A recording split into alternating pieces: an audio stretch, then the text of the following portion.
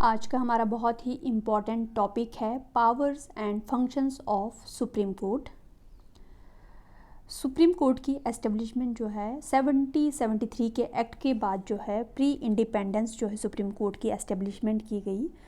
After independence जो है Indian constitution में जो है सुप्रीम कोर्ट की एस्टेब्लिशमेंट की बात करें तो उसमें जो है आर्टिकल 124 से लेकर 147 तक जो है सुप्रीम कोर्ट के पावर्स एंड फंक्शंस को डिस्क्राइब किया गया है। सुप्रीम कोर्ट जो है का काम, बहुत सारे काम जो है सुप्रीम कोर्ट जो है करता है। इसके अलावा सुप्रीम कोर्ट जो है आर्टिकल 32 जो है उस 32 में जो है फंडामेंटल राइट्स को प्रोटेक्ट करने का काम भी जो है सुप्रीम कोर्ट द्वारा किया जाता है।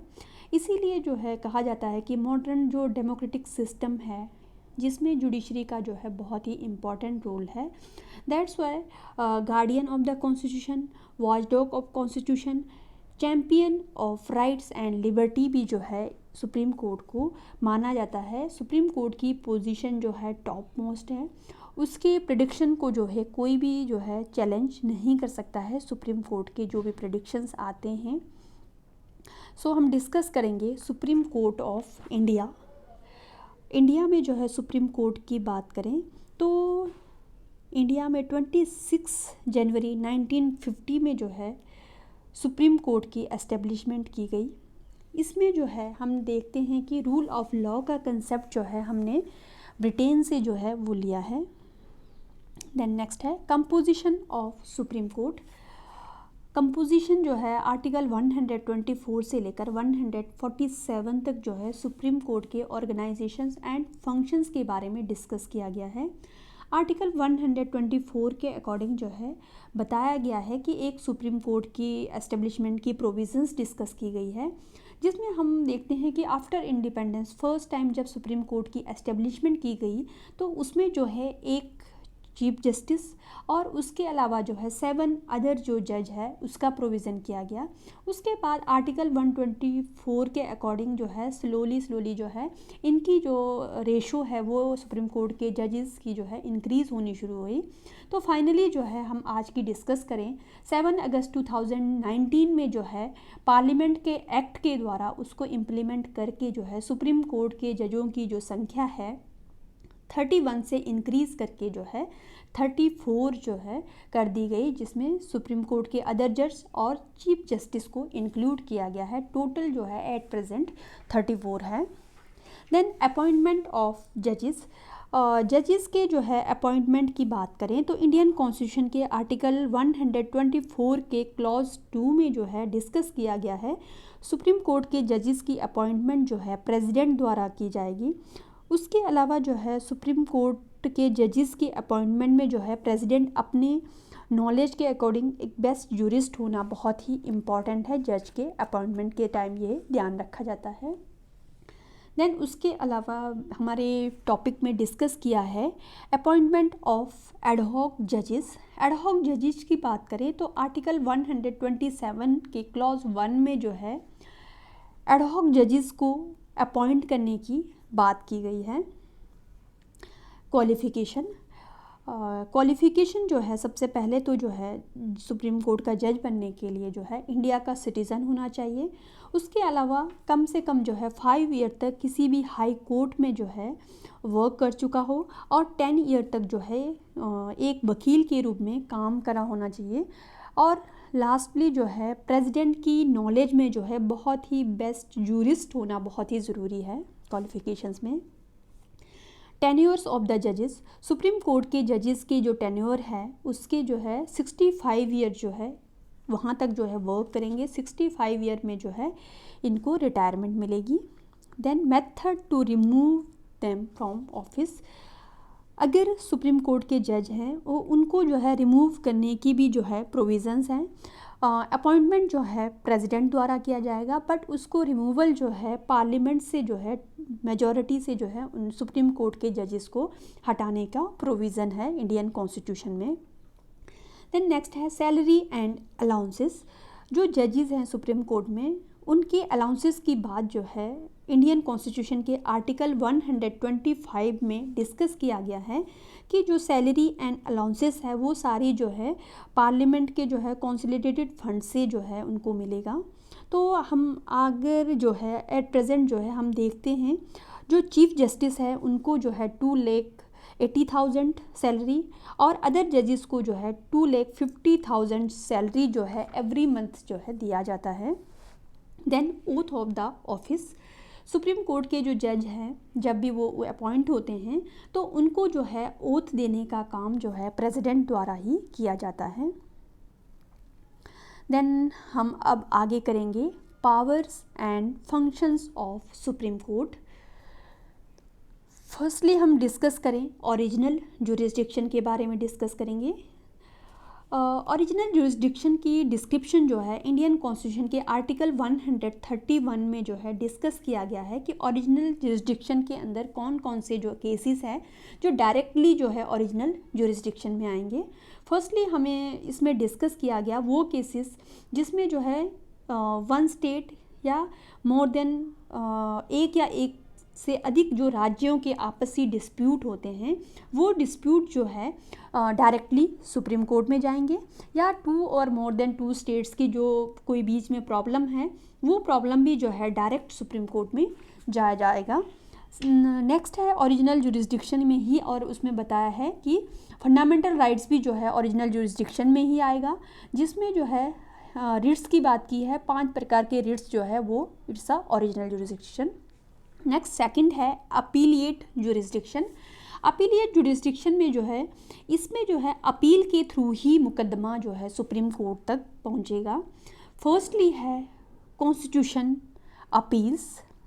कॉन्स्टिट्यूशन अपील्स में जो है इंडियन कॉन्स्टिट्यूशन के आर्टिकल 132 में डिस्कस किया गया है कि सुप्रीम कोर्ट जो है के पास जो है हाई कोर्ट के जो मामले हैं वो अपील के थ्रू, अगर हाई कोर्ट कहे कि ये केसेस जो है सुप्रीम कोर्ट में जाना है देन तभी जो है अपीलिएट केसेस जा सकते हैं। अपीलिएट में जो है उसमें कौन से हैं, फर्स्टली हम डिस्कस करेंगे सिविल अपील्स। सिविल अपील्स की जो डिस्कशन है वो आर्टिकल जो है 133 में, धारा 133 में बताया गया है कि कौन से ऐसे मुकदमे हैं जिसको जो है सर्टिफाई करेगा हाई कोर्ट। हाई कोर्ट के सर्टिफाई करने के बाद ही अपील के थ्रू जो है सिविल्स के सारे केसेस जो है सुप्रीम कोर्ट में जाएंगे। देन नेक्स्ट है क्रिमिनल केसेस। 134 में डिस्कस किया है, जिसमें जो धारा है जिसने कोई क्राइम किया है, क्राइम करने के बाद जो है लाइक एग्जांपल हाई कोर्ट ने उसको जो है डेथ की सज़ा दी है, बट पर्सन जो है उसको अपील के थ्रू सुप्रीम कोर्ट ले जाना चाहता है, तो हाई कोर्ट द्वारा अगर अपील के थ्रू यस मिल जाती है देन वो केस जो है सुप्रीम कोर्ट चला जाएगा, क्राइम के जितने भी केसेस हैं। देन नेक्स्ट है right to hear appeals against the decisions of special court. Special court के समटाइम जो डिसीजंस आते हैं उन डिसीजंस को भी जो है सुप्रीम कोर्ट में ले जाया जा सकता है, और ये जो है बहुत ही इम्पॉर्टेंट है अपील्स वाला जो पॉइंट हम डिस्कस कर रहे हैं। देन नेक्स्ट है प्रोटेक्शंस ऑफ द कॉन्स्टिट्यूशन।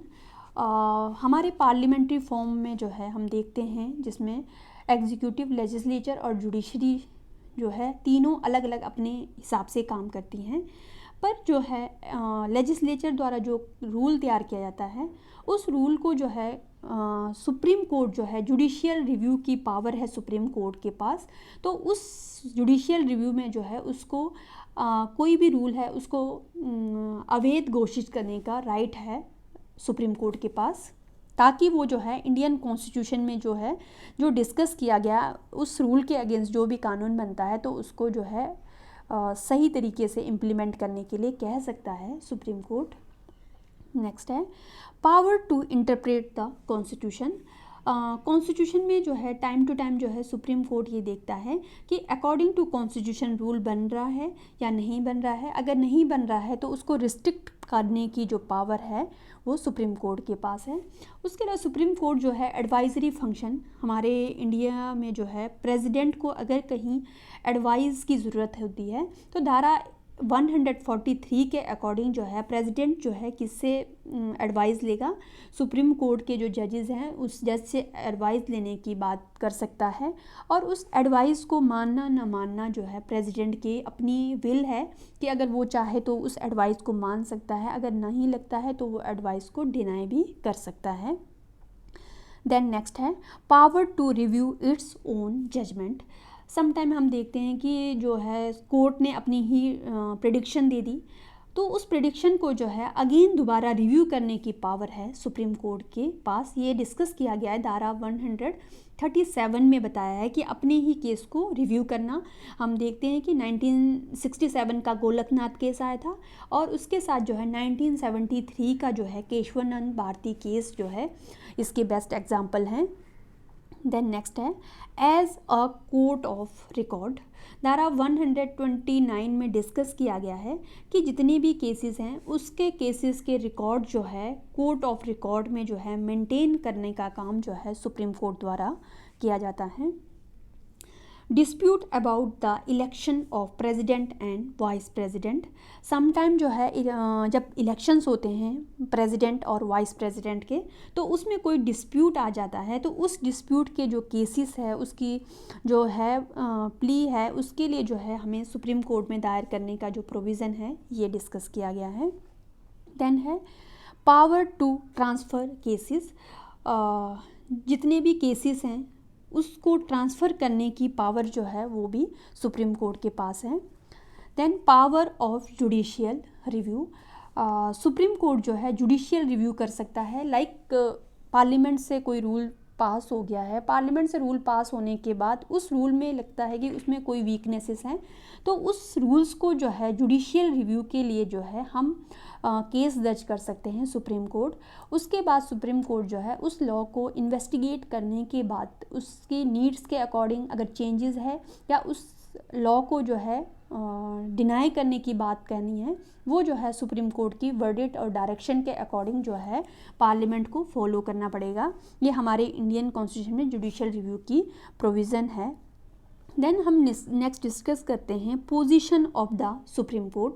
इतने सारे फंक्शंस हैं जो सुप्रीम कोर्ट द्वारा किया जाता है, तो हम कह सकते हैं कि सुप्रीम कोर्ट के पास जो है बहुत ही मेन पावर है, सुप्रीम पावर है, जिसमें जो है हमारे इंडिया में जो है सबसे बड़ी बात जो है सिंगल जुडिशियल सिस्टम है। सारे जो है एक सिस्टम में जो है जैसे सुप्रीम कोर्ट है, हाई कोर्ट है, डिस्ट्रिक्ट कोर्ट है, सारे वर्क करते हैं, और ये सारे जो है जस्टिस का काम जो है इनके द्वारा किया जाता है। फंडामेंटल राइट्स हैं, फंडामेंटल राइट्स में जो है डायरेक्ट आप जा सकते हैं आर्टिकल 32 के अकॉर्डिंग जिसमें सुप्रीम कोर्ट में, और आर्टिकल 226 के अकॉर्डिंग जो है आप हाई कोर्ट में जो है फंडामेंटल राइट्स की आपकी वायलेशन होने पर डायरेक्ट जाने का जो है प्रोविज़न डिस्कस किया गया है। सो फाइनली हम कंक्लूड करें तो हमारा जो जुडिशियल सिस्टम है बहुत ही स्ट्रॉन्ग है, जुडिशरी सुप्रीम है, जुडिशरी की जो वर्डिक्ट्स आती है उसको जो है कोई भी जो है मना नहीं कर सकता है। जुडिशरी सारे लॉज को जो है इम्प्लीकेशन करने, उसके अलावा जो है कॉन्स्टिट्यूशन को प्रोटेक्ट करने का काम जुडिशरी द्वारा किया जाता है। जितने भी केसेस होते हैं उसको रिकॉर्ड मेंटेन करने का काम जो है जुडिशरी करेगा। प्रेसिडेंट एंड वाइस प्रेसिडेंट के लाइक कोई भी इलेक्शन हो रहे हैं, उस इलेक्शन में जो है सम टाइम ऐसा लगे कि वो जो है ट्रांसपेरेंट नहीं हुआ है, तो उसकी जो केस जो है हम सुप्रीम कोर्ट में जो है ले जा सकते हैं। सबसे बड़ी बात इसमें जुडिशियल रिव्यू की पावर है, जिसमें पार्लियामेंट द्वारा जो भी लॉ बनाया जाता है, अगर किसी को लगे इंस्टीट्यूट या पर्सन को कि उसमें जुडिशियल रिव्यू की ज़रूरत है, तो उसमें जो है आप सुप्रीम कोर्ट में जो है हम याचिका दायर करके कोई भी लॉ है उसको रिव्यू करने के लिए कह सकते हैं, और जो सुप्रीम कोर्ट के जजमेंट आएगा उस जजमेंट को जो है सबको ही मानना पड़ेगा। बीइंग द रीज़न जो है सुप्रीम कोर्ट जो है सबके प्रोटेक्शन और बेटरमेंट का काम करता है। तो ये सारे हमने आज डिस्कस किए फंक्शंस। तो थैंक यू।